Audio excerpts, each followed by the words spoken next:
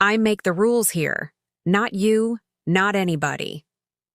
Gary Whitlock's voice carried clear across the whole cul-de-sac loud enough that 3 neighbors stepped out onto their porches to see what was happening. He was standing on my driveway at 7 in the morning, jabbing a finger at a laminated notice he'd taped to my garage door overnight, screaming about a mailbox that was, in his words, an unauthorized shade of blue. My coffee was still in my hand. I hadn't even had a sip yet. 10 days later, Gary Whitlock stood in front of the entire HOA board hands, shaking, watching everything he'd built over 6 years collapse in real time. Because the woman he'd been bullying over paint colors wasn't just some quiet single mom he could push around. She was the person who'd literally written the state regulations his own HOA was supposed to be following.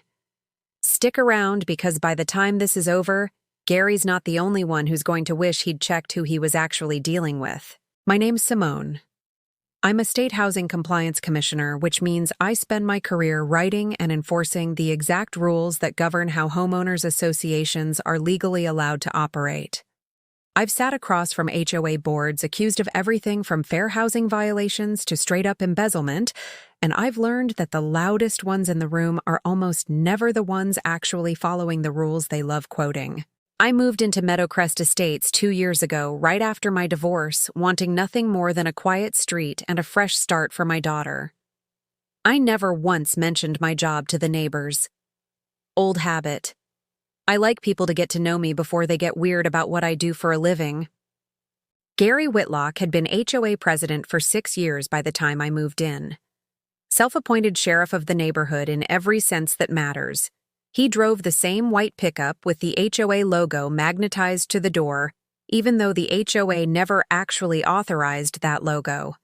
Carried a clipboard everywhere.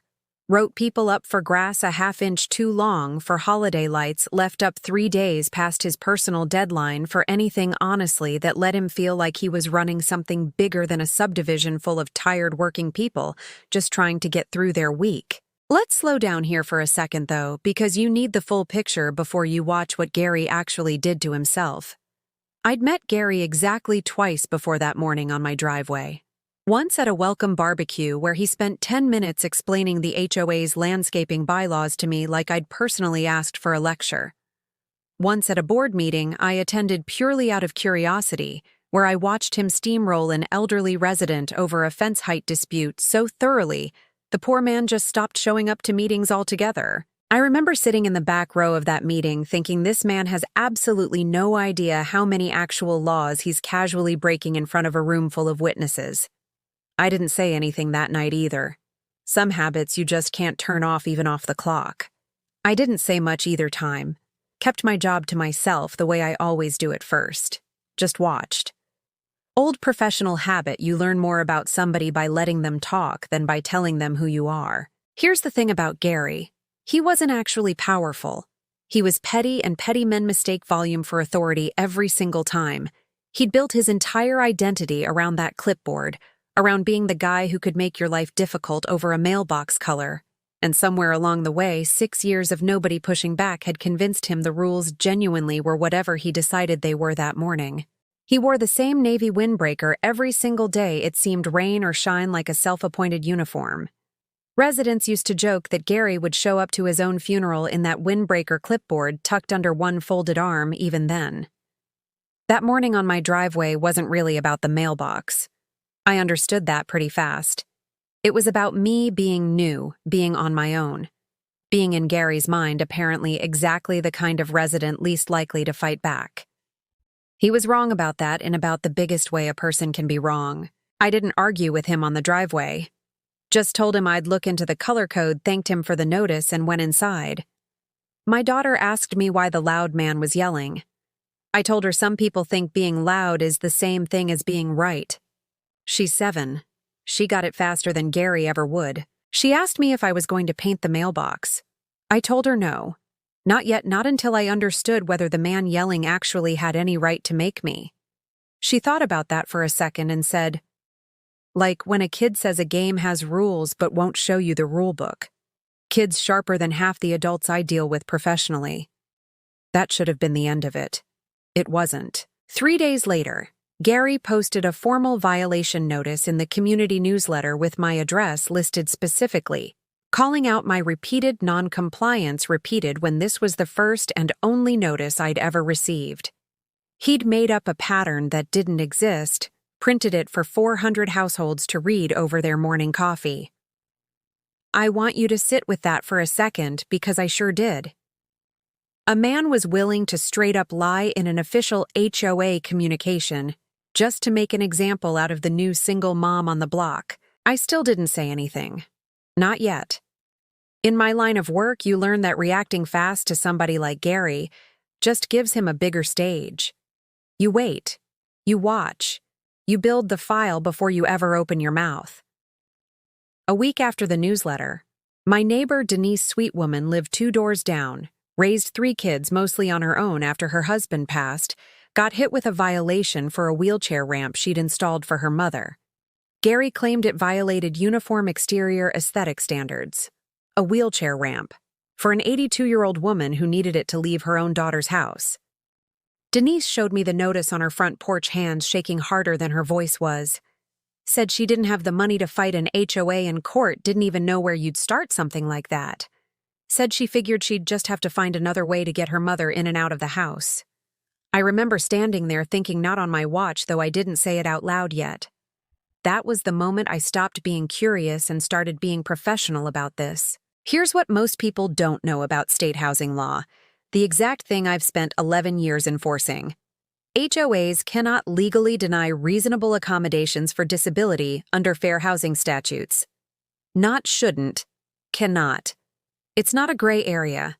It's about as black and white as regulation gets. I've prosecuted smaller HOAs than Meadowcrest for exactly this kind of violation, watched boards genuinely stunned to learn that community aesthetic standards don't override federal disability protections, no matter how many bylaws they've printed claiming otherwise. Gary either didn't know that or didn't care. I was about to find out which. I requested the HOA's full governing documents through official channels the same way I'd request them for any complaint that crossed my desk professionally. Public record request, completely standard, nothing that would tip Gary off that anything unusual was happening. You think you understand how deep something goes with a guy like Gary? You almost never do. The bylaws Gary had been citing for 6 years? Half of them didn't actually exist in the HOA's legally filed governing documents. He'd been enforcing rules he'd apparently just made up somewhere along the way, dressed up in official-sounding language, and nobody had ever once checked. Because who checks HOA bylaws against state filings unless it's literally your job? It's literally my job. I pulled the HOA's financial disclosures next another public record, another routine pull.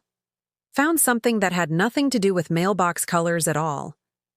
Gary had been charging special assessment fees for landscaping projects that, according to the filed budget, never actually happened. 2 summers running, nearly $31,000 collected from residents for work that was never done. I want you to really sit with that number. $31,000 pulled from people like Denise while Gary wrote her up for a wheelchair ramp. I sat with those 2 facts side by side for a long time that night. A denied accommodation for an elderly woman on one hand, $31,000 in phantom landscaping fees on the other.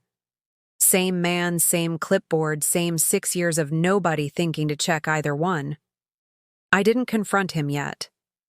I built the file, every fake bylaw, every improperly filed assessment, every violation notice that didn't match a single legally enforceable rule in the actual governing documents. Took me 9 days working evenings after my daughter went to bed. On day 6 of building that file, Gary knocked on my door again. Different energy this time. Almost friendly, which somehow felt worse than the yelling had.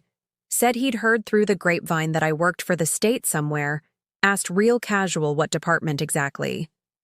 He stood on my porch shifting his weight the whole time, glancing past me into the house like he was hoping to spot something that would answer the question for him, without me having to say a word. I didn't invite him in. That question told me everything. Somebody had gotten nervous. Somebody was checking whether the quiet new neighbor actually knew how to read what she might eventually be looking at. I told him I worked in state administration, kept it vague, watched him nod, like that answer satisfied him completely. It didn't satisfy me at all that he'd felt the need to ask. Here's the twist inside the twist, because Gary's story wasn't finished cracking open yet. 2 days later, I got a call from a colleague of mine, an attorney named Priscilla Odom, who handles enforcement actions for our department. She mentioned, entirely unrelated to anything about my own neighborhood, that a complaint had just landed on her desk about an HOA called Meadowcrest Estates, filed by an elderly resident's daughter regarding a wheelchair ramp denial. I sat there on the phone for a full 5 seconds before I told her I actually lived there. Before I told her I'd already been quietly building the exact case file she was about to open officially. That's when this stopped being my personal HOA problem and became an actual state enforcement action with real teeth behind it. Priscilla asked me gently whether I wanted to recuse myself from the case entirely, given that I technically lived there. I told her I'd already thought about that, and that recusing myself would just mean handing an already built case file to somebody who'd need weeks to catch up to where I already was. She agreed on the condition that everything I'd found got independently verified before it went anywhere official. It did. Every single line item held up exactly the way I knew it would. I finally called a formal meeting with the HOA board using my actual title, this time not the vague state administration line I'd given Gary at my own front door. Every board member showed up. Denise came too, her mother's wheelchair ramp finally formally part of an official complaint instead of just a private humiliation. Gary walked in with his clipboard out of habit more than anything. At this point, that thing had basically become part of his own hand. I let him talk first. Old habit of mine, you let people show their whole hand before you show yours. Gary launched into some update about landscaping violations, glancing at his clipboard the entire time like it was scripture nobody in the room was allowed to question. Then I stood up.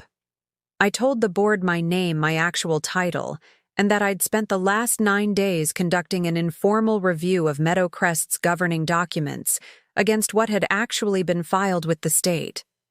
I told them I now had grounds for a formal enforcement action. Gary's face did something I hadn't fully expected. Not anger first, confusion. Then something closer to fear, quick and real, before he tried to catch himself. "That's not possible," he said. "You're just a resident. You don't have any authority here." I let that sit in the room for a second before I answered the same way I let a hostile witness's first defensive lie sit in a hearing room before I take it apart properly. "I'm not acting as a resident," I said. "I'm a state housing compliance commissioner, and about half the bylaws you've been enforcing for 6 years don't exist in your own filed documents. You've known this whole time," he said, voice sharp, now accusing, like I was somehow the one in the wrong. "You've been sitting on this, letting me. I found the fake bylaws 9 days ago," I said. "Same week I found the $31,000 in landscaping assessments for work that was never done." That shut him up fast. I laid the file on the table in front of the whole board. Every fabricated rule, every improperly filed assessment, every violation notice issued under authority Gary never actually had under the real governing documents. Gary picked up the first page, hands not quite steady. Flipped to the second, the third, color draining out of his face with every line he read. For 1 second, just one, Gary looked like a man watching the floor disappear underneath him. His voice, when it finally came out, was smaller than I'd ever heard it, nothing left of the driveway screaming confidence from 10 days earlier. "I was going to fix the landscaping eventually," he said. "The fees just got used for other things the neighborhood needed. I was managing it." $31,000 of managing," I said. "That's not a budget adjustment, Gary.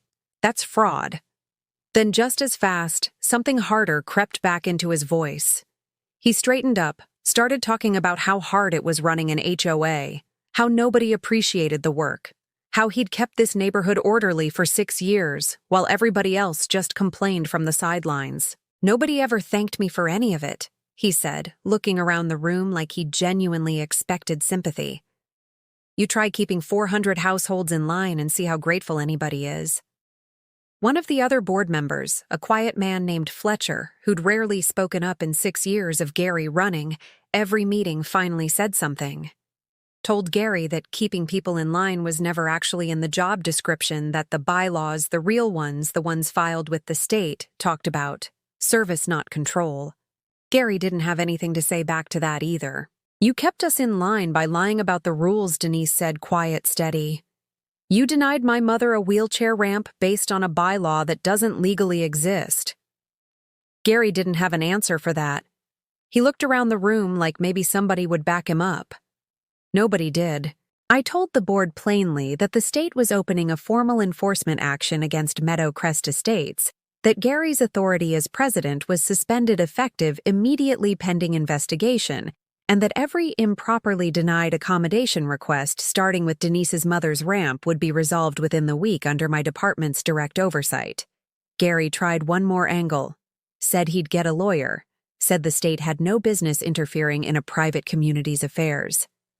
Classic move throwing around legal-sounding language like volume alone would make it true. I told him the case file already had his own signature on 11 separate fraudulent violation notices, and that fraud doesn't become a private matter just because it happens inside a subdivision. He left that meeting without another word, didn't slam the door, just walked out looking about 10 years older than the man who'd been screaming on my driveway a week and a half earlier. Fletcher walked me out afterwards, said he'd wanted to push back on Gary for years, and never quite found the nerve watching one strong personality run an entire board through sheer stubborn volume. Said watching me lay that file on the table was the first time in 6 years he'd actually seen the room's real power balance shift in real time. I told him it usually just takes one person willing to bring receipts instead of an opinion. Here's what happened after. Gary was formally removed from the board within the month, replaced by an interim president appointed under state oversight, while a full audit ran its course. The audit confirmed everything, and then some. 2 more years of fabricated assessments beyond what I'd already found, nearly $78,000 total, pulled from residents over 4 years for work that never happened. I got a call from Priscilla the day the audit results came back, and she read me the final number slow, like she wanted me to actually absorb it instead of just hearing it. $78,000 from a subdivision of 400 households who trusted a man with a clipboard because nobody ever taught them to ask for the paperwork behind it. Denise's mother got her ramp permanently approved within 5 days, backdated in the official record, so the earlier denial couldn't quietly disappear from Gary's file. Priscilla's office referred the financial findings to the state attorney general for potential criminal charges. That case is still working through the system as I'm telling you this, but early findings back up every line item I found sitting at my own kitchen table 9 days after a laminated notice showed up on my garage door. Priscilla called me again recently, actually mentioned that our department's now using the Meadow Crest case as a training example for new compliance officers, teaching them exactly the pattern to look for when a residential board starts feeling more like a personal fiefdom than an actual governing body. Strange kind of full circle hearing my own kitchen table spreadsheet described in a training slide. I heard Gary moved out of Meadow Crest entirely about 4 months later. Word around the neighborhood is he's not involved in any HOA anywhere anymore, which honestly tracks. I still live in that house. My daughter still asks sometimes why the loud man doesn't come around anymore. I tell her the truth in the simplest version she can understand. He thought being loud made him right. Turned out being right never actually needed volume at all. She's 9 now, old enough to half understand the bigger version of the story, and she started telling her friends with a level of pride that honestly gets me a little emotional every time that her mom's job is catching people who make up rules that aren't real. I've had worse job descriptions. The board held a formal hearing 8 weeks after that meeting opened to every resident who wanted to attend. I spoke not as an angry neighbor, but the way I'd testify in any enforcement case, plain documented without embellishment. I told the room I wasn't there to destroy anybody's life out of anger, that anger was never a particularly useful tool in my line of work.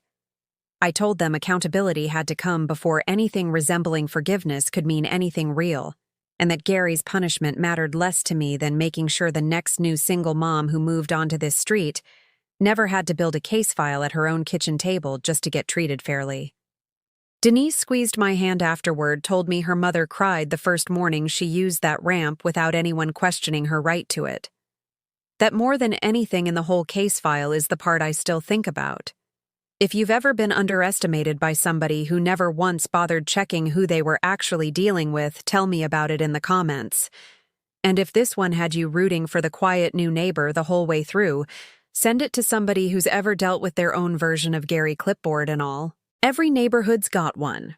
The guy who's decided volume equals authority, who's never once had anybody check the actual paperwork behind his own rules. Most of the time, nobody checks. Every once in a while, though, the quiet new neighbor turns out to be the exact person whose entire career is built around checking exactly that.